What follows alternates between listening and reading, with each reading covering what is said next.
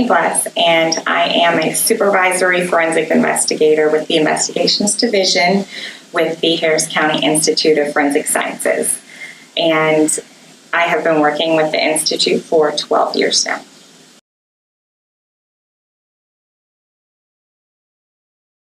So my role as a forensic investigator with the Harris County Medical Examiner Services is to investigate sudden, traumatic, and unexplained deaths that occur in Harris County, and to help provide information that could determine cause and manner of death. With that, it entails that I take reports from either healthcare settings or law enforcement that have deceased on scenes, and we respond to those scenes and do a preliminary examination of the deceased as well as assess the scene. We also speak with families, we speak with friends, witnesses, law enforcement, any medical personnel, pretty much anyone that can have information on what happened to this individual. We take the information of the circumstances surrounding the death as well as any historical information that we can get, and then we we'll do the physical assessment, see if there's any signs of trauma, and then all of these findings are then documented with photographs and with a written report that goes to the pathologists that do the examination, the autopsy. We are not police, although we do work alongside them. Our mission is not to identify suspects or work in the criminal aspect. Our primary goal and only goal is to determine the cause and manner of death of this individual.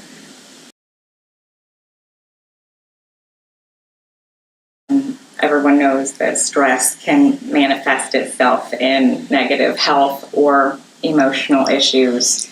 And at this office, we see death every day. We hear and see sadness every day. And our job can be very emotionally demanding. So with these workshops, I was very happy to have them come in and educate the investigators. I have noticed that the morale has improved. I've noticed that the investigators seem to recognize stressors that they have, and then they're able to recognize what their responses are, and emotionally as well as physically, to those stressors.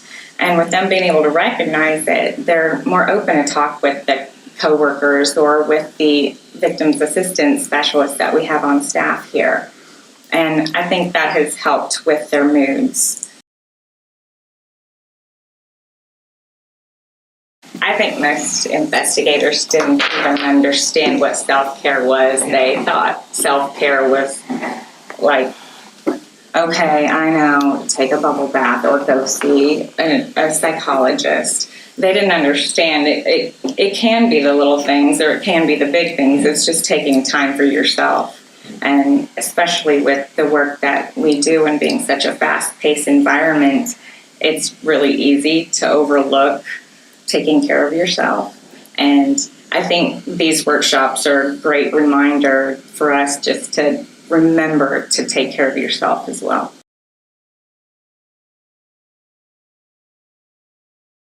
I think with any employment that is high stress or fast-paced, or you're dealing with a lot of other people's emotions and problems, I think with any of those jobs, burnout can be a real big problem.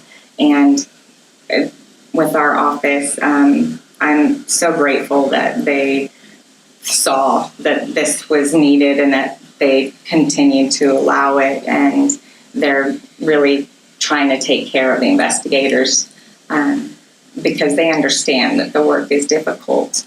And so I think now that we have you guys coming to help out with that, and the morale is getting better, it seems like maybe we have found a good mix of people that really want to do this for the long haul and would be able to, now that we have some assistance with that.